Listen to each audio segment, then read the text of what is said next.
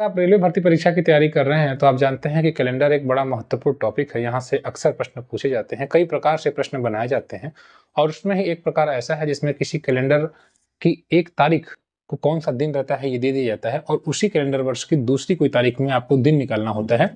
यह अक्सर प्रश्न हमारी परीक्षाओं में पूछे गए हैं। जैसे 2 फरवरी 2019 को शनिवार है तो 4 अक्टूबर 2019 को कौन सा दिन होगा। अगर इस प्रकार के सवाल को हल करने में आपको कठिनाई होती है तो आप इस वीडियो को जरूर देखें। यहाँ निश्चित ही आपको यह वीडियो आपके लिए हेल्पफुल होगी और आप इस प्रकार के प्रश्नों को बड़ी आसानी से हल करने लग जाएंगे। आप सभी को बेसिक चीजें पता होंगी कि एक कैलेंडर में 12 महीने होते हैं, जैसा कि आप जानते ही हैं, जनवरी से लेकर दिसंबर तक। साथ ही साथ एक सप्ताह में 7 दिन होते हैं, वह भी आप जानते हैं, यह कोई बात नई नहीं है। अब जैसे एक प्रश्न बनाया गया, हम प्रश्न के माध्यम से ही देखते हैं कि 10 मई को सोमवार है और 11 जुलाई को कौन सा दिन होगा। इसको हल करने से पहले आप यह देखें कि दो तारीखें जो भी दी जाती हैं उसके बीच कितने दिन होते हैं।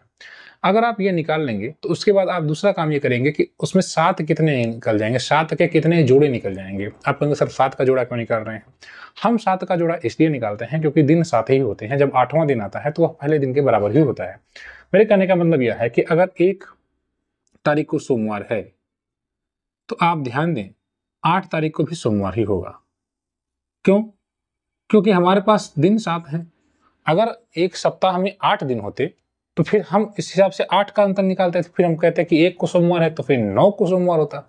लेकिन एक कैलेंडर वर्ष में जो हम देखते हैं और जो महीनों में दिनों को देखते हैं तो दिनों एक सप्ताह में 7 दिनों को ही देख पाते हैं और 7 दिन हम चूंकि समझते हैं उस हिसाब से हमको ये जो फॉर्मूला अप्लाई करना पड़ता है। ये एक प्रकार से एक बेसिक सी चीज है कि 1 से 8, 8 के बाद 15 को आप देखें तो सोमवार पड़ेगा। तो ये चीज आप समझ लीजिए। अब आपको ये देखना है कि 7 निकल जाने के बाद कितने 7। अगर आप 1 और 15 के बीच का अंतर देखें तो 14 आएगा। तो बदलिए 7 के कितने जोड़े बन रहे हैं? 2 जोड़े बन रहे हैं।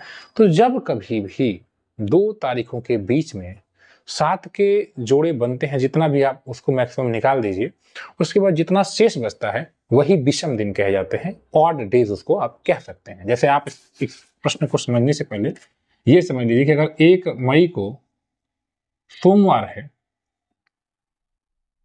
तो आपसे पूछा जाए कि 29 मई को कौन सा दिन होगा, तो आप कहेंगे सर हम इन दोनों तारीखों के बीच के दिनों को निकाल लेते हैं। तो आप कहेंगे सर निकालिए, 29 में से 1 आप घटा लीजिए, कितने दिन आ रहे हैं? 28 दिन आ रहे हैं। अब 28 दिन आ रहे हैं तो आप देखिए 28 में कितने 7 के जोड़े बन रहे हैं। कहेंगे सर ये तो 7 के 4 जोड़े बन जा रहा है, 7 के 7, 7 दूनी 14, 7 के 7 चौके 28। इसका मतलब ये पूरी तरह से 7 से कट रहा है तो इसमें कोई भी विषम दिन नहीं आ रहा है। विषम दिन यहाँ पर 0 होगा। विषम दिन कितना होगा सर? 0 होगा। ऑड डेज कितना होगा? 0 होगा। अगर इसी तरह से एक प्रश्न पूछा जाए कि 1 मई को कोई दूसरा कैलेंडर वर्ष है, मंगलवार है, और आपसे पूछा जाए 24 मई को बताइए कौन सा दिन होगा। तो अगर आपसे पूछा जाए कि 1 मई को मंगलवार है और 24 मई को आपसे पूछा जाए कौन सा दिन होगा, तो आप सीधे 24 में से 1 घटा लीजिए, कितना आ रहा है? 23 आ रहा है। सर आप समझ रहे हैं? 7 दूनी 14। अब देखिए 23 आ रहा है, इन दोनों के बीच का जो अंतर है वो 23 दिन का है और हमने आपको बताया कि आप 7 के जोड़े निकाल लीजिए। आपके दिमाग में ये बात होनी चाहिए कि 7 के जोड़े क्यों निकाले जा रहे हैं? क्योंकि दिन 7 ही होते हैं एक सप्ताह में और 7 के बाद 8वां दिन वही रहेगा। तो 7 के जितने भी जोड़े बन सकते हैं सबको निकालो। तो 7 7 14, 7 21, तो 21 निकाल लीजिए, बचे कितने? 2। तो 2 विषम दिन आ रहे हैं सर, 2 विषम दिन आ रहे हैं। अब दूसरी चीज आपको ये देखनी है कि आप कैलेंडर में आगे जा रहे हैं या पीछे जा रहे हैं। अगर आप कैलेंडर में आगे जा रहे हैं तो उन्हीं विषम दिनों को आप उस तारीख में जोड़ दीजिए। जैसे उस दिन मंगलवार में आपने देखा कि 1 मई को मंगलवार है और कैलेंडर में आप 24 में पूछा गया है तो 23 विषम दिन आए, 23 दिन आए। 23 में आपने देखा कि 7 तारीख 21, तो 2। अब मंगलवार में आप 2 को जोड़ दीजिए, यानी मंगलवार के बाद बुधवार और फिर गुरुवार। तो आपने देखा कि हमने इसको, अगर हम आपसे पूछें कि आप बताइए कि 24 मई को कौन सा दिन है, तो गुरुवार होगा, क्योंकि 21 निकल जाएगा और फिर 2 रह जाएगा। ठीक, आपने देखा 24 में से 1 घटाया आपने, 23 आया, 23 में से 7 तारीख 21 निकला और 2 बचा तो 2 को जोड़ दिया। इस प्रकार से हम इस प्रकार के सवालों को हल करते हैं। एक और अगर आप इसको देखें, जैसे अगर पूछा गया है कि 5 मई को रविवार है किसी कैलेंडर वर्ष में और आपसे पूछे 18 मई को कि कौन सा दिन होगा, 18 मई को, तो अब आप 18 और 5 के बीच का अंतर निकाल लीजिए। आप कहेंगे सर 13 आ रहा है, 13 आ रहा है, तो 13 आ रहा है, तो अब 13 को क्या करेंगे? आप देखिए कितने जोड़े 7 के निकल रहे हैं, तो 7 एकम 7, 7 दूना के 14, तो या तो -1 कर दीजिए, 7 दूना के 14, 14 से 1 कम रहा है, -1 आ रहा है, या +6 भी कर सकते हैं, +6 भी आ रहा है, क्योंकि 7 के जोड़े अगर आपको बनाने हैं तो एक जोड़ा आपने बनाया तो +6 रह गया। अगर 2 जोड़ा बनाना चाहते हैं 7 दूना के 14 तो -1 करना पड़ेगा, पीछे हो जा रहा है। तो अब आप क्या करें, अब आप देखिए कैलेंडर में चूंकि आगे बढ़ रहे हैं तो रविवार में 6 जोड़ दीजिए। तो कहेंगे सर 6 जोड़िए या 1 घटाइए, बात वही है। तो रविवार में से 1 घटा दीजिए यानी 1 पीछे आ जाइए, या फिर आप 6 जोड़ दीजिए। तो 6 अगर आप जोड़ेंगे तो अगले पर भी आप जोड़ सकते, रविवार, सोमवार, मंगलवार, बुधवार, गुरुवार, शुक्रवार, शनिवार। तो यहाँ पर आप बताएंगे कि 18 मई को शनिवार पड़ेगा। ठीक है, तो इस प्रकार से आप विषम दिन निकालते हैं और आसानी से सवालों को हल करते हैं। अब हम इस प्रकार के सवालों को देखने के बाद इस प्रश्न को देखते हैं जहां पर कहा गया है कि 10 मई को अगर सोमवार है तो 11 जुलाई को कौन सा दिन होगा। जैसा कि मैंने आपको एक बात बताई कि 7 के कितने जोड़े बनते हैं, यह इंपॉर्टेंट है आपके लिए। जब 7 के जोड़ों को आप निकाल देंगे तो उसके बाद जो 2 दिन गए हैं दिए गए हैं आपको, उसमें कितना दिन शेष बच रहा है उसी के आधार पर आप प्लस या माइनस करेंगे। अगर आप कैलेंडर में आगे की ओर जा रहे हैं तो प्लस, पीछे की ओर आ रहे हैं तो माइनस। जैसे यहाँ पर मई से जुलाई जा रहे हैं, कैसा आगे जा रहे हैं तो प्लस होगा, चाहे जितने भी विषम दिन आए। लेकिन विषम दिन अगर आपको महीनों को याद करना है तो आपको कुछ चीजें याद रखनी होती हैं। जैसे आपको यह याद रखना होगा कि किसी एक वर्ष में जो महीने होते हैं उसमें कितने दिन होते हैं। जैसे यहाँ मैंने आपको महीने आपको यहाँ पर लिखा है जनवरी, फरवरी, मार्च, अप्रैल, मई, जून, जुलाई। तो सितंबर, अप्रैल, जून, नवंबर, इस महीने में, इतने महीनों में 30 दिन होते हैं, याद रखिएगा। 30 दिन वाले महीने सितंबर, अप्रैल, जून, नवंबर। 30 दिन वाले महीने सितंबर, अप्रैल, जून, नवंबर। अब सितंबर, अप्रैल, जून, नवंबर, इसको आप बार बार बोलेंगे तो याद हो जाएगा। सितंबर, अप्रैल, जून, नवंबर, सितंबर, अप्रैल, जून, नवंबर। मेरे साथ बोलिए, सितंबर, अप्रैल, जून, नवंबर। इसमें 30 दिन होते हैं। हम आपसे पूछें अप्रैल में कितने दिन, हम इसको लिख भी दे रहे हैं। जनवरी में 31 होंगे, मार्च में 31 हो जाएंगे। देखिए हम पहले 30 दिन वाले महीनों को ले लेते हैं, अप्रैल, जून, सितंबर और नवंबर। इनमें 30 दिन होते हैं। हम किसी एक कैलेंडर वर्ष, मैंने आपको पहले ही बता दिया है, में दिनों को ज्ञात कर रहे हैं। इसके पहले हमने एक महीने को ज्ञात किया। अब हम ये ज्ञात कर रहे हैं कि किसी एक महीने के बाद फिर दूसरे महीने की कोई तारीख दे दी जाए तो फिर हम उसको कैसे निकालेंगे। तो अब हमने देखा कि 30, 30, 30 और 30, और फिर अब जनवरी में 31, मई में 31 जो बच रहा है, जुलाई में 31, अगस्त में 31, अक्टूबर में 31 और दिसंबर में भी 31। अब यहाँ पर फरवरी कभी 28 की होगी और कभी 29 की होगी। तो जब वर्ष लीप हो यानी कि 4 से कटने वाला हो, जैसे 2024, तो आप यह मानेंगे कि फरवरी 29 की होगी। और अगर 4 से कटने वाला न हो, जैसे 2025, तो यह मान के चलेंगे कि फरवरी 28 की होगी। आसान है इसको समझना। अब हमने आपको ये बताया कि जब आपको 2 तारीखें दी गई रहती हैं तो आप हल करते समय विषम दिन निकालते हैं, यानी ये देखेंगे कि 7 के कितने जोड़े निकल जा रहे हैं, उनको निकाल दीजिए, बच कितने रहे हैं। जैसे यह 31 है तो 7 के साथ 7 दूनी 14, 7 के 7 चौक 28, यानी कि इस महीने में 3 दिन आपको बचेंगे विषम दिन।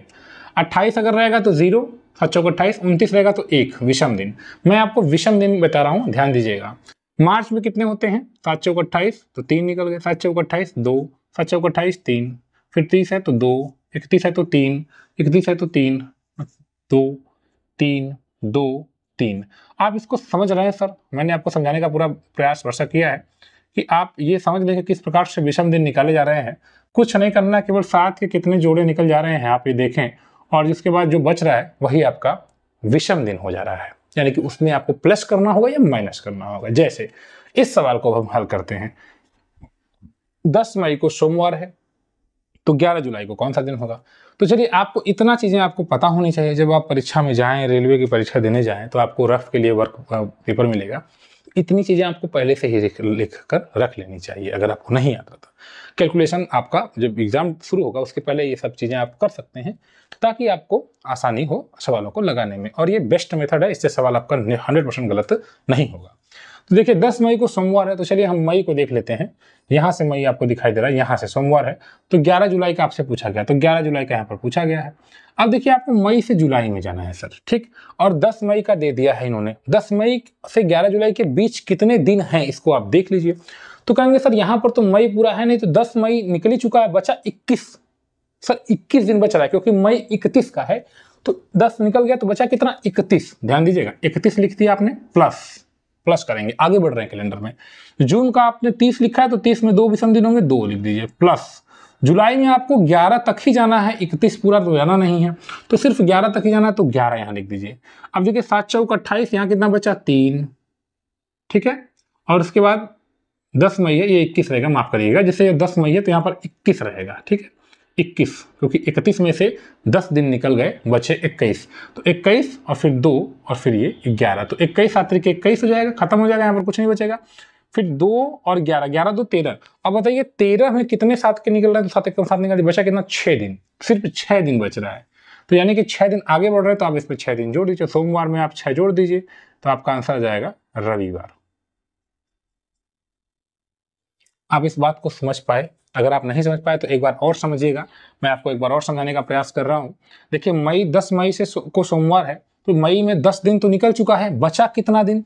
आपको कैलेंडर में आगे जाना है, मई से जुलाई पे जाना, मई से जुलाई पे जाना है, ध्यान दीजिएगा, यहाँ जाना है आपको।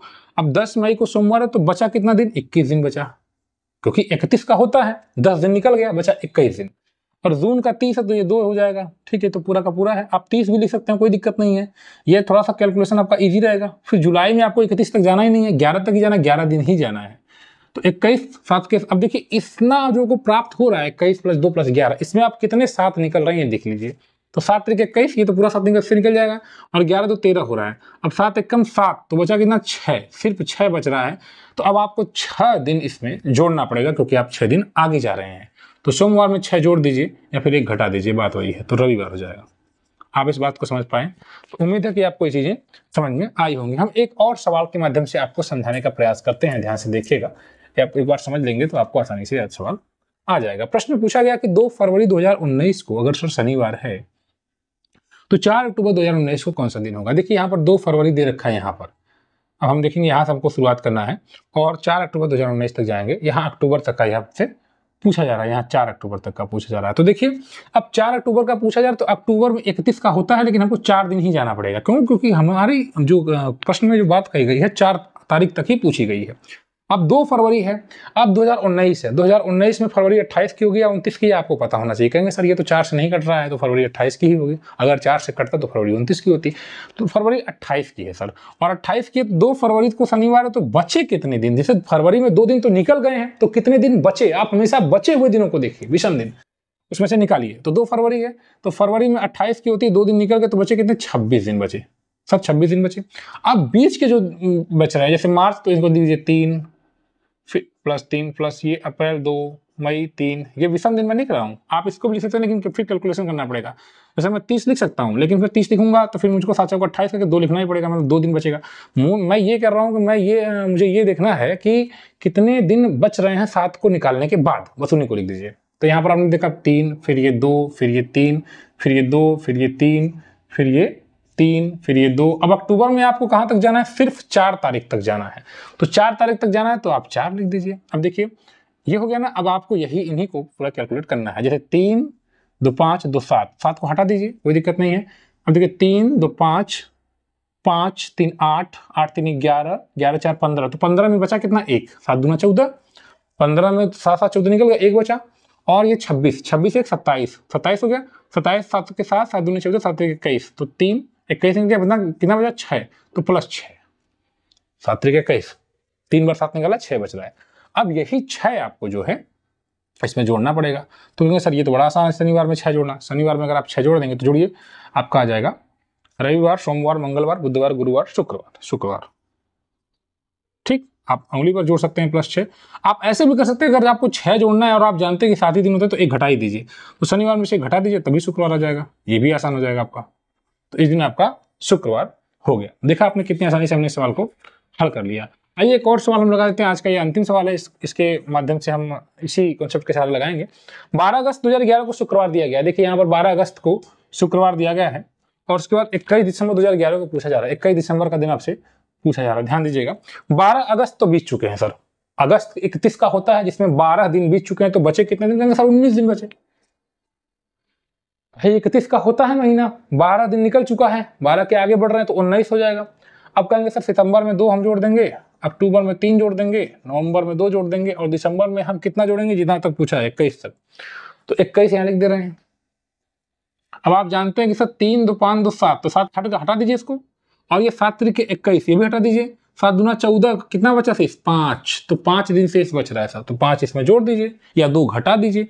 तो शुक्रवार, फिर शनिवार, रविवार, सोमवार, मंगलवार, बुधवार, तो बुधवार आपका आंसर हो जाएगा। आपने देखा हमने इस प्रकार से आसानी से सवाल को हल कर लिया। तो ये एक कैलेंडर वर्ष में, एक ही वर्ष में अगर इस प्रकार से आप देखें कि दिन एक दे दिया गया हो, एक तारीख कोई, और दूसरी तारीख का आपको दिन निकालना हो, तो आप इस प्रकार से आसानी से बीच के विषम दिनों को ज्ञात करके सवाल हल कर लेते हैं। रेलवे की तैयारी कर रहे हैं तो इस चैनल को जरूर सपोर्ट करें, सब्सक्राइब करें, ताकि हम जो प्रीवियस ईयर क्वेश्चन है, साथ ही साथ जो इंपॉर्टेंट कॉन्सेप्ट है वो आपके सामने लाएं और बेहतर कंटेंट आपको देने का प्रयास करें। तो इस चैनल को सब्सक्राइब जरूर करिए। Thank you.